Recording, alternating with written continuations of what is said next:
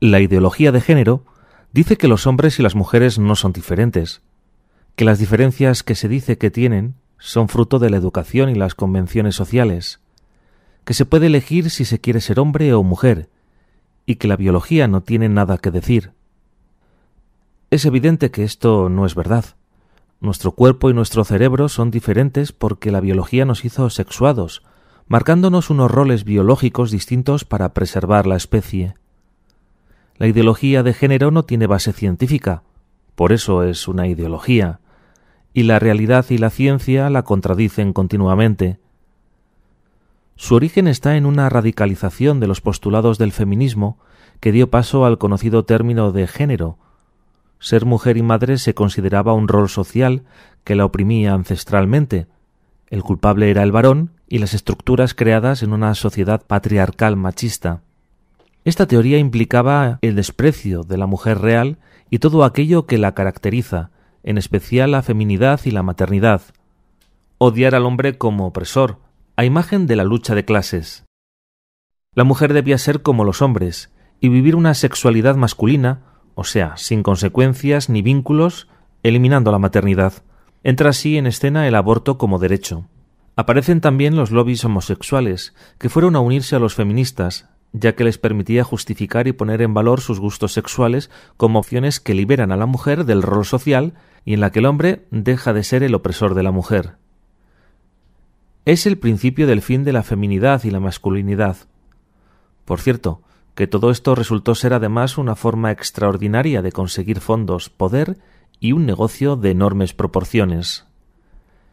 El lanzamiento de esta ideología se preparó asaltando los organismos internacionales para lograr todo tipo de recomendaciones sin valor legal, declaraciones de intenciones, compromisos de países, etc., que no obligan a nada, pero que son aprovechados para presentarlos como una imposición de Europa o de la ONU.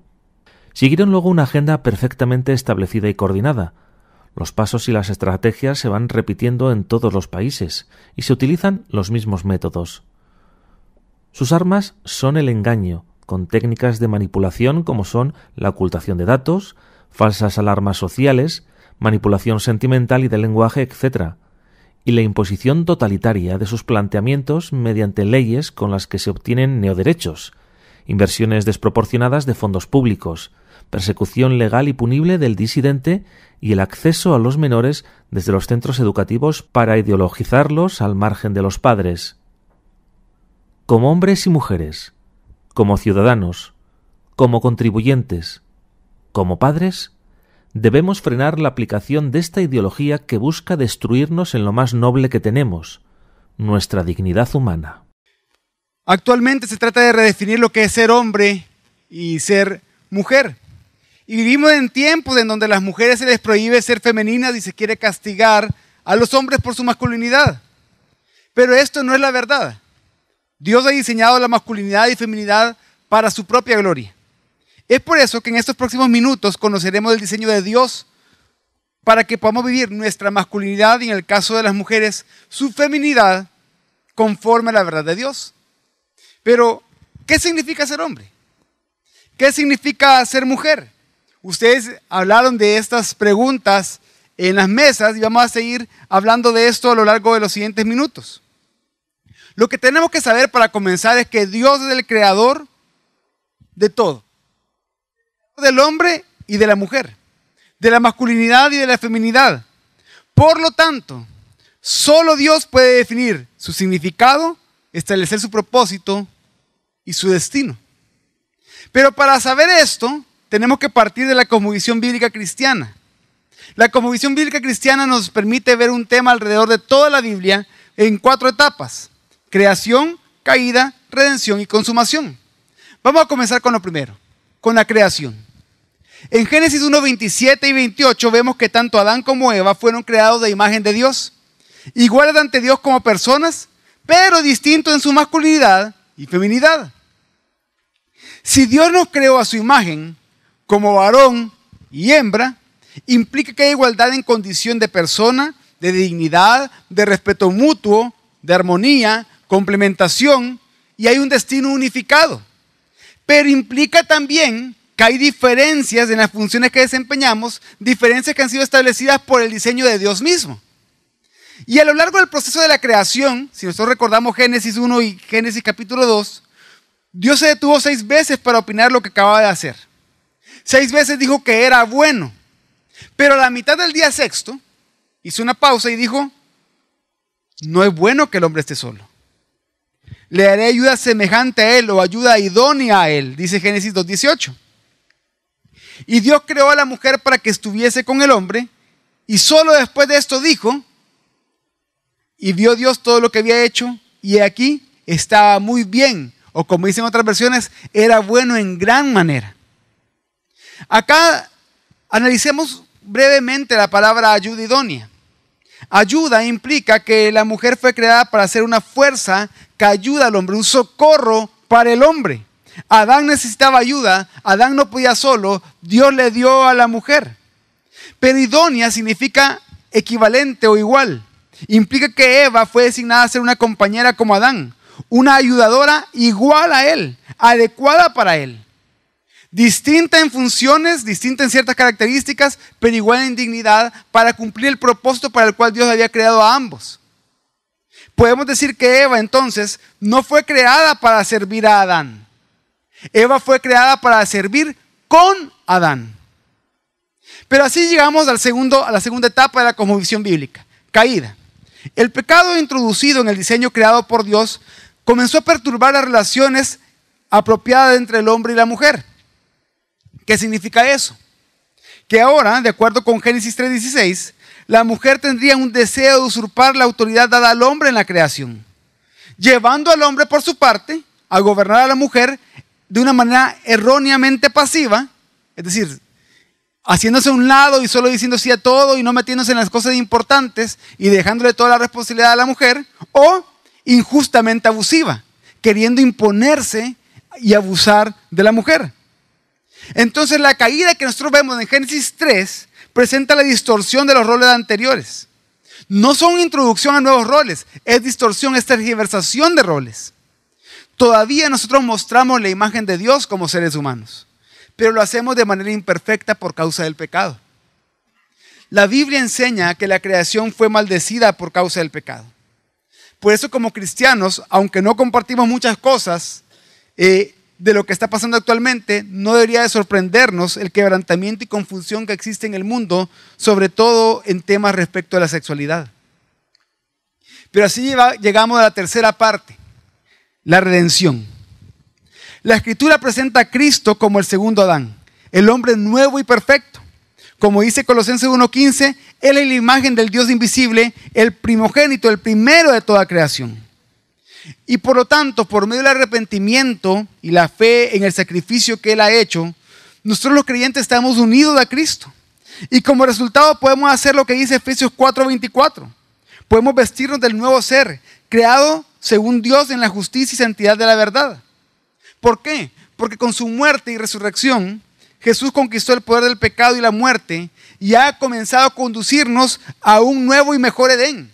Este nuevo y mejor Adán nos está conduciendo a un nuevo y mejor Edén, donde viviremos nuestra masculinidad o feminidad perfectamente. Por tanto, lo que el Nuevo Testamento dice acerca de los hombres y de las mujeres y nuestros roles es crucial, como lo vamos a ver más adelante. Algo importante que tenemos que ver acá es que la obra de Cristo no elimina las distinciones de los roles de los sexos, sino que las redime, las restaura. Y así llegamos a la cuarta parte de la cosmovisión bíblica, que es consumación. ¿Qué va a ocurrir cuando lleguemos al final de la historia? ¿Qué va a ocurrir cuando Cristo vuelva y los creyentes moremos con Dios en los nuevos cielos y la nueva tierra? La Biblia describe este día como un día de nueva creación.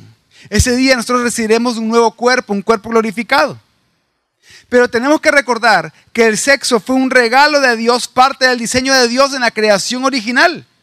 Y va a seguir siendo así en la nueva creación.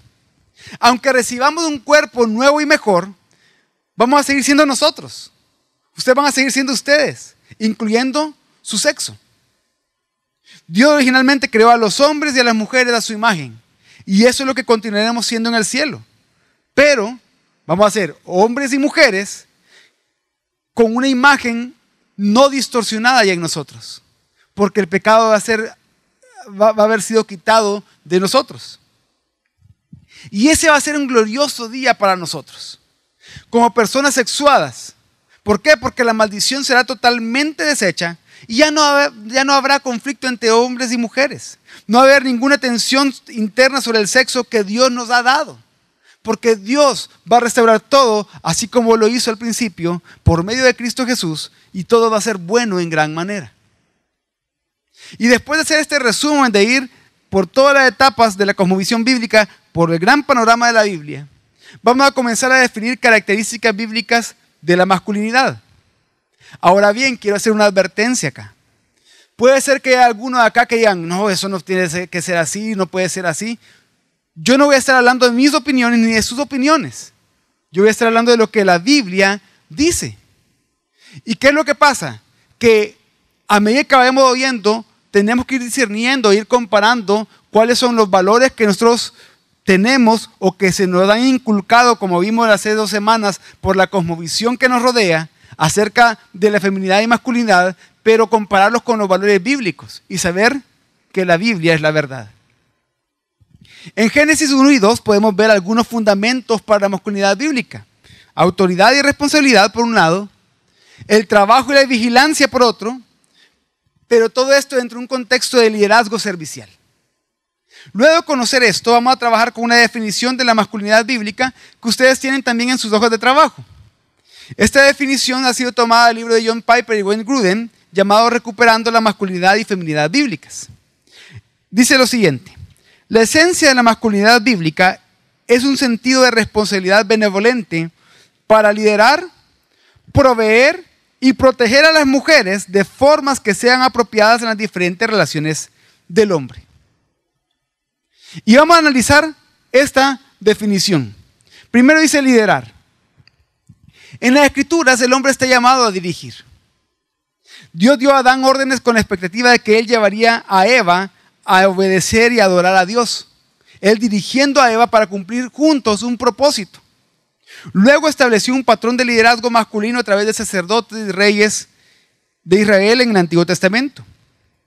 Jesús mismo enseñó a sus discípulos a ejercer el liderazgo por medio del servicio. Pero un punto importante con esto de liderar es que la masculinidad bíblica no se expresa en la exigencia de ser servido. Ser líder no es estar buscando pleitesía o estar buscando que todos hagan lo que uno quiere. No, sino que se expresa en la fortaleza de servir y sacrificarse por el bien del otro. Eso es un verdadero liderazgo. Servir y sacrificarse por bien a la otra persona, por amor a la otra persona. Por lo tanto, la masculinidad bíblica tiene la responsabilidad de proveer un patrón general de iniciativa.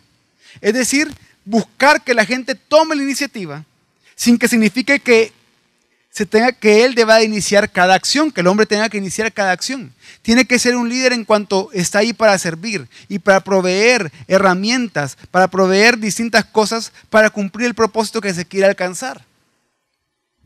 El llamado bíblico al liderazgo es un llamado al arrepentimiento y a la humildad constantemente. Un líder sin arrepentimiento no puede ser un líder según la Biblia. Un líder sin humildad no puede ser un líder según la Biblia. Un hombre que no se arrepiente constantemente de sus pecados delante de Dios no es hombre según la Biblia. Un hombre que no es humilde constantemente delante de los demás no es hombre según la Biblia.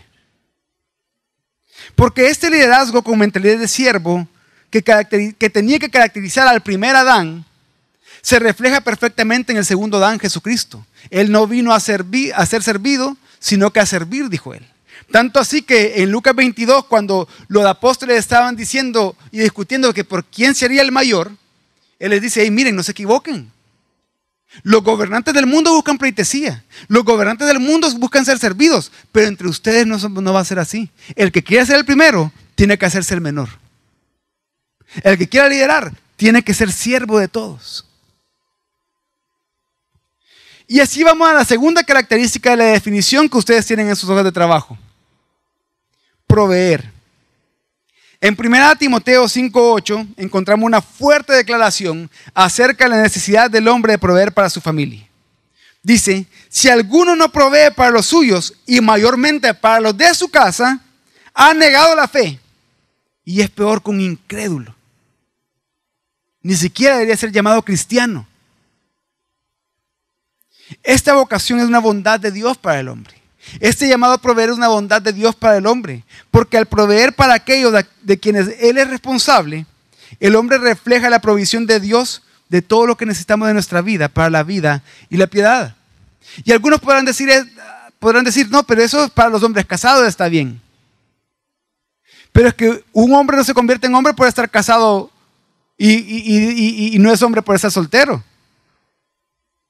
Uno es hombre porque Dios nos creó así y nos ha dado responsabilidades para cumplir. Y dentro de eso está proveer para los nuestros, especialmente para los de nuestra casa.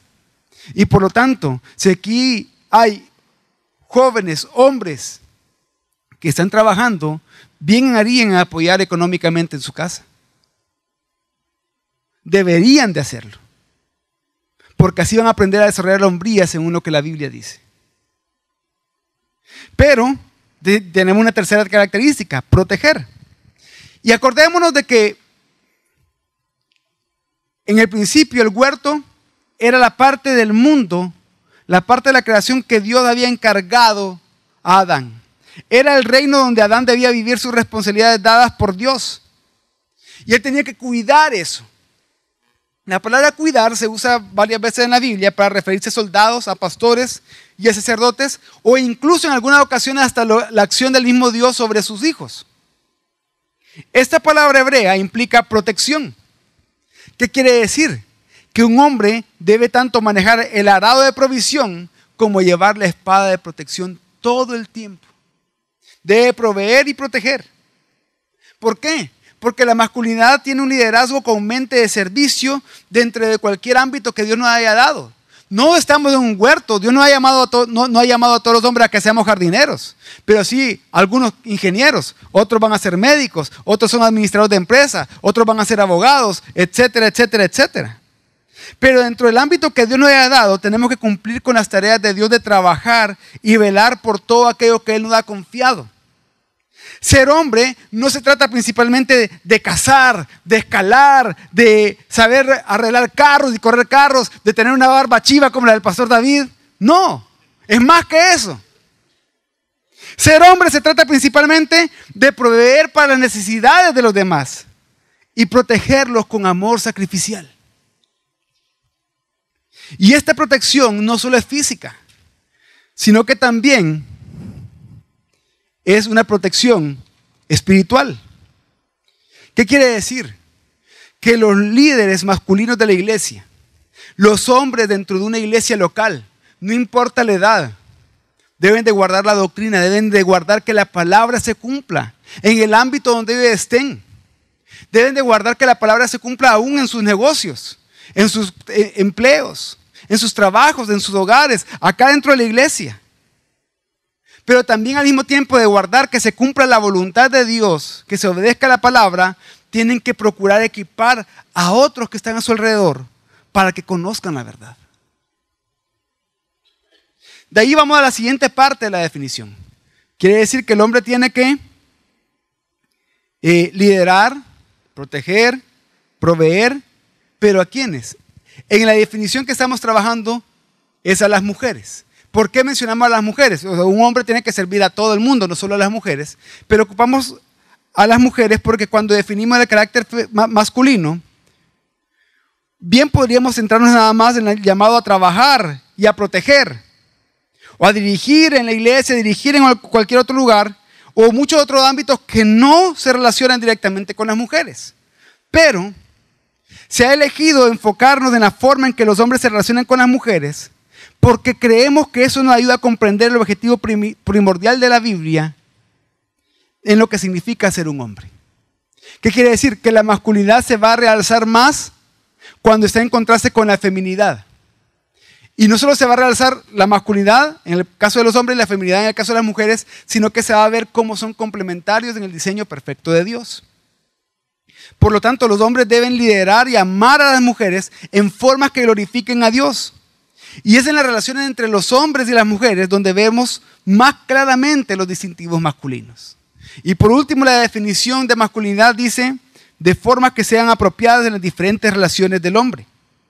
Los hombres y las mujeres están en todo tipo de relaciones. En relaciones de paternidad, maternidad, de filiación, de fraternidad, etcétera, de amistad. Pero estas diferentes relaciones tienen distintos tipos de responsabilidades. El contexto de nuestra relación ayudará a determinar las formas apropiadas en que los hombres y las mujeres nos relacionamos entre nosotros.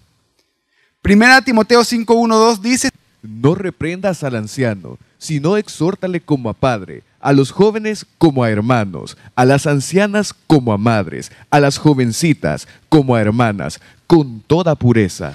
Aquí Pablo le está diciendo a Timoteo: ¿quieres saber cómo te tienes que comportar con los demás miembros de una iglesia local? Pues aquí está. Si tú quieres ser un hombre dentro de una iglesia local, al anciano no lo reprendas, sino que exhórtale como a padre. Tú trata a los mayores que tú con el respeto que tú tratarías a tu papá. A los más jóvenes como hermanos, no abuses de ellos. Amarlos como que fueran tus hermanos de sangre.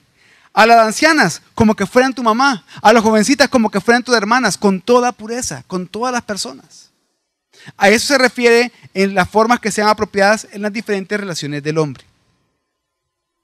Y aquí terminamos la parte de la masculinidad y comenzamos a hablar las características bíblicas de la feminidad. La Biblia a menudo describe la feminidad en el contexto de la relación matrimonial. De hecho, es en el contexto que más lo describe. Esto se debe a que cuando las escrituras fueron redactadas, el matrimonio era el contexto más familiar o más usual en el que las virtudes de la feminidad podrían ser ilustradas. Pero esto no quiere decir que una mujer tiene que estar casada para ser femenina. Claro que no.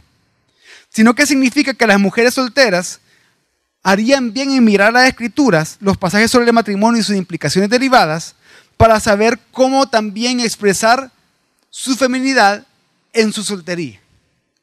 Hay distintos pasajes de esto, como Efesios 5, como 1 de Pedro 3, etc. Pero Pablo también escribió a las solteras en 1 Corintios 7:34, que dice: la doncella tiene cuidado de las cosas del Señor para ser santa, así en cuerpo como en espíritu. ¿Qué quiere decir? Que la que no está casada se puede preocupar más por las cosas de Dios, de cómo servirle a Dios, de cómo glorificar a Dios con sus dones y talentos. Pero también podemos ver distintos casos como Ruth, como Esther, como María y otras mujeres en las escrituras para ver mujeres solteras o mujeres no casadas ejemplares en la palabra. Y vamos a darle una versión de estas tres mujeres, en una versión de tráiler de película, una versión corta. Ustedes pueden ir a las escrituras, señoritas, para aprender más de estas mujeres. Por ejemplo, Ruth. Ruth era una viuda. Y ella mostró lealtad a su suegra Noemí. Pero ella en un momento de su vida se cruzó en el camino con Booz y sin embargo lo hizo siempre de una manera sumisa, de una manera respetuosa. No lo hizo alardeando, no lo hizo coqueteando, no lo hizo haciendo nada de eso. Pero al mismo tiempo ella mostró su ética de trabajo, pero también la combinó con su carácter piadoso. Intensamente ha reflejado esa ética de trabajo y carácter piadoso en la vida de Ruth, aún en medio del sufrimiento en el que se encontraba. Ella confió en la providencia de Dios y siempre mostró la piedad como una hija de Dios. Tenemos el caso de Esther. Esther, como mujer soltera, honró el liderazgo de su padre adoptivo Mardoqueo y le obedeció. Luego, cuando estaba casada con un rey impío, con un rey corrupto, ella no se unió al pecado del rey, sino que valientemente se levantó y arriesgó la vida por el pueblo de Dios. Se mantuvo fiel a los principios de la palabra de Dios, aunque eso le costara la vida. Esa es una verdadera fuerza femenina. ¿Y qué decir de María? Siendo adolescente y sin todavía estar casada con José, se entera que dará a luz a Cristo. ¿Y cuál es su respuesta? No fue queja, no fue pensar en su imagen, sino que ella respondió lo que dice Lucas 1:38: he aquí la sierva del Señor, hágase conmigo conforme a tu palabra. Y acá sierva de un eufemismo, realmente quiere decir he aquí la esclava del Señor. Bueno, vemos ahí mismo en Lucas, el canto que ella hace, el conocido Magnificat, como muestra no solamente que está consagrada a la voluntad de Dios, sino que muestra la teología que ella conocía, cómo estaba ella llena de la palabra de Dios, saturada de la palabra de Dios, y además mostraba que eso se traducía en la esperanza que él tenía en Dios como libertador de su pueblo. 3 mujeres acabamos de mencionar, todas imperfectas. Sin embargo, todas ellas demuestran no solo la piedad general que todos podemos emular, sino que particularmente demuestran distintas virtudes femeninas. Y eso nos lleva a la definición con la que trabajaremos de feminidad bíblica que ustedes tienen en sus hojas de trabajo, que también ha sido sacada del libro de John Piper y Wayne Grudem, Recuperando la masculinidad y feminidad bíblicas.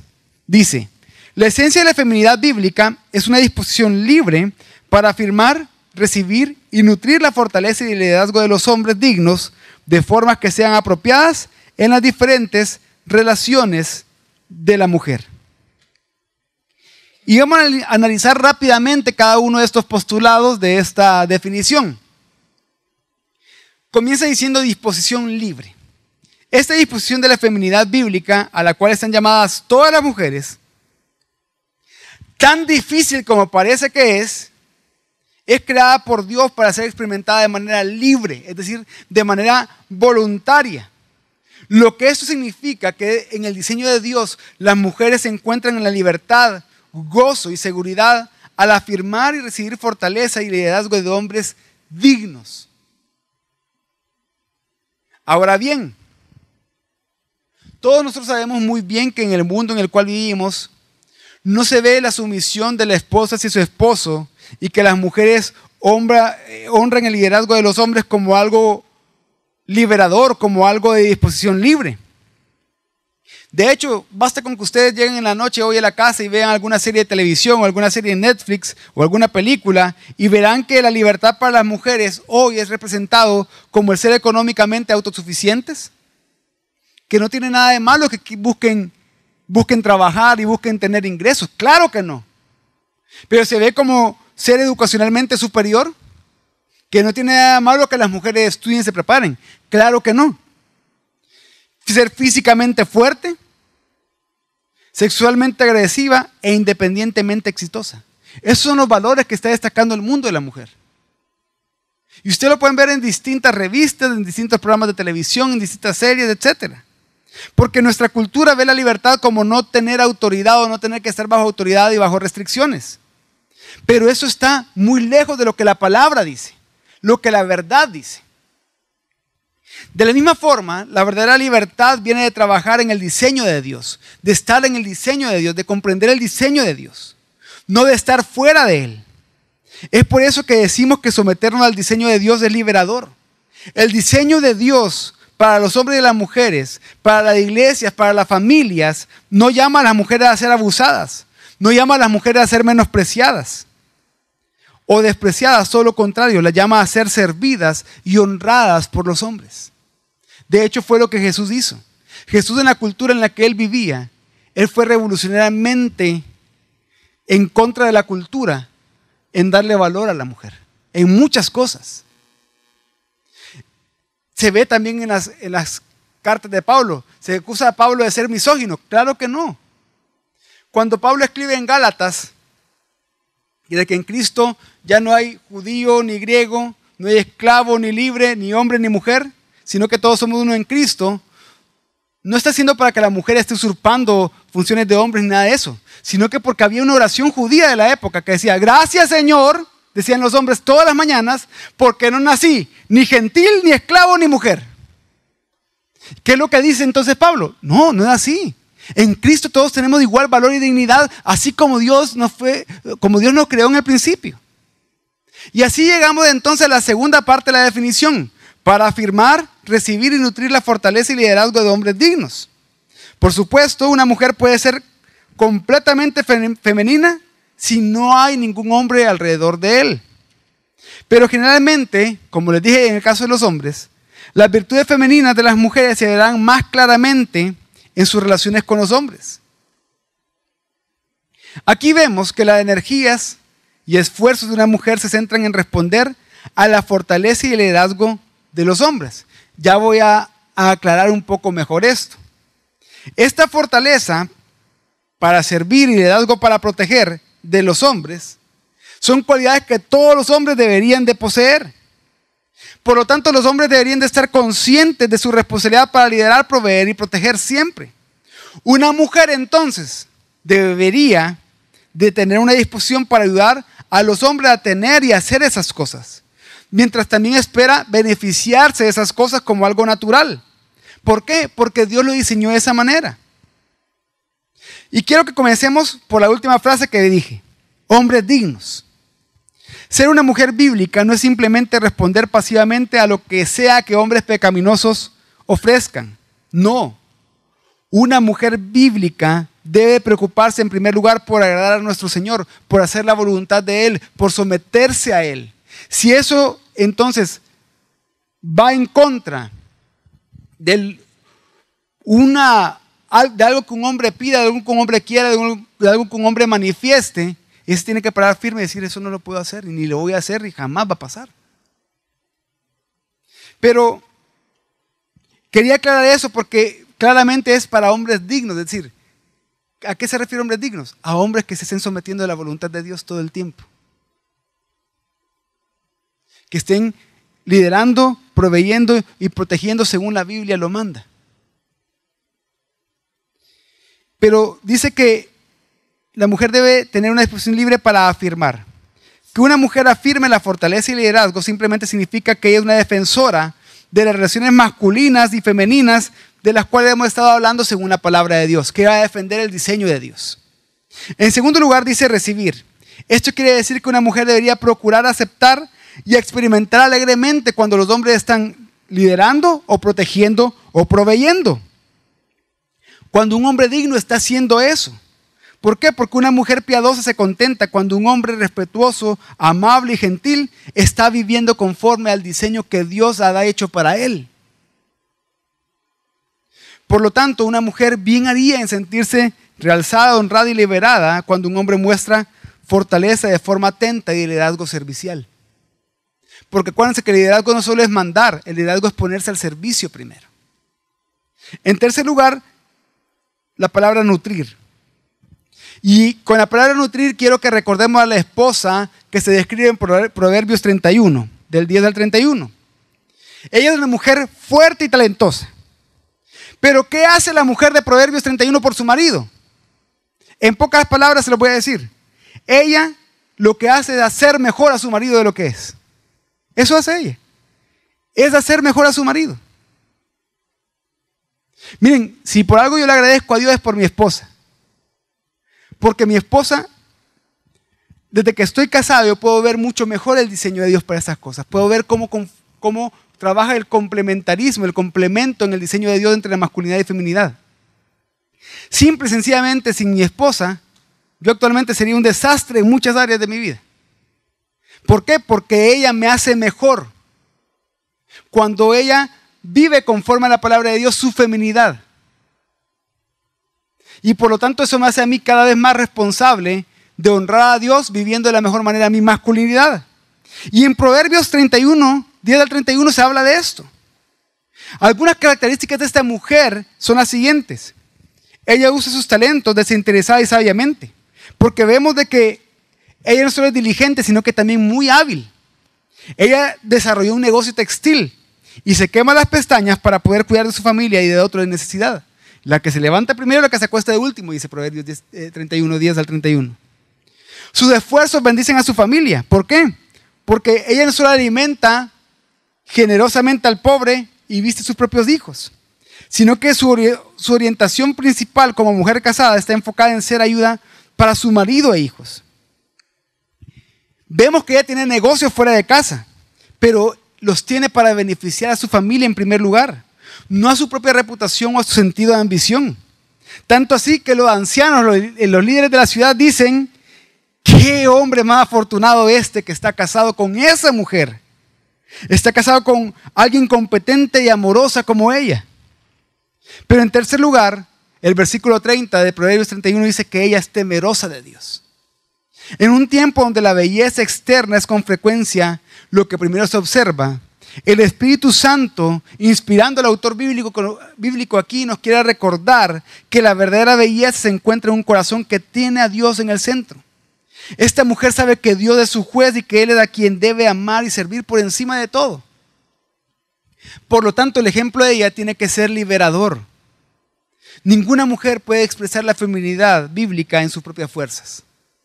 Todos somos salvos al confiar en la descendencia de la mujer, en el Hijo prometido que nacería del linaje de una mujer, de Eva, y este es Jesucristo. La mujer piadosa entonces aporta sus fuerzas y conocimientos a situaciones de ayuda a que los hombres sean más fuertes y sabios, y hace a las relaciones entre los hombres y las mujeres mejores. Esa es la forma que Dios creó para que los hombres y las mujeres trabajemos juntos. Dios lo ha hecho para complementarse uno al otro. Los hombres no podemos hacer todo separados de las mujeres y las mujeres no pueden hacer todo separados de los hombres. Nos necesitamos mutuamente en la familia, en la iglesia, en nuestra cultura, en nuestras comunidades. Y por lo tanto, la última parte de la definición de feminidad bíblica es de formas que sean apropiadas en las diferentes relaciones de la mujer. La idea principal de esta última parte es muy simple.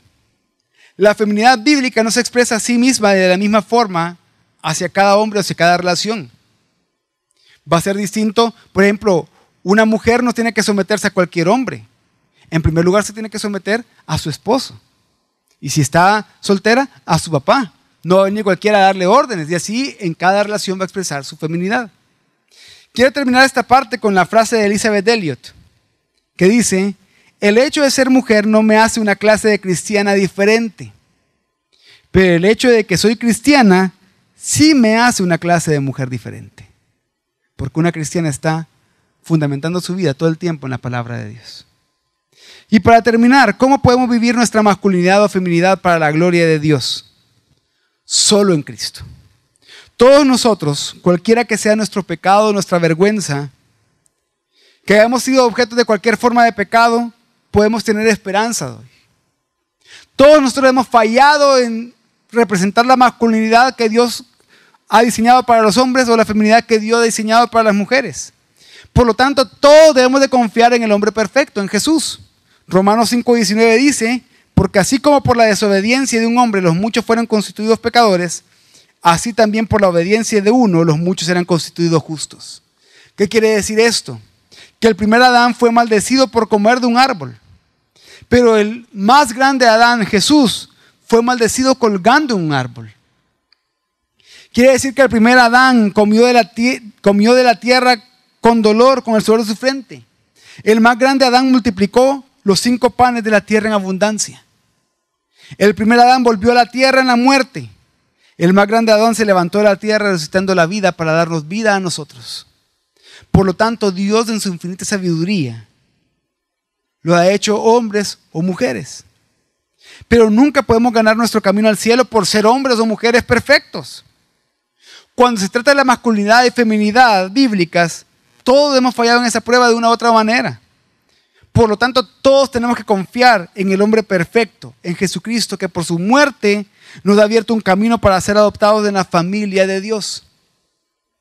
Y llegará el día en que por la obra de Cristo, cuando Él vuelva por segunda vez y nos dé un cuerpo nuevo, viviremos nuestra masculinidad y feminidad perfectamente como Dios quiere, solo por su misericordia. Yo les pido que inclinen su rostro, vamos a orar.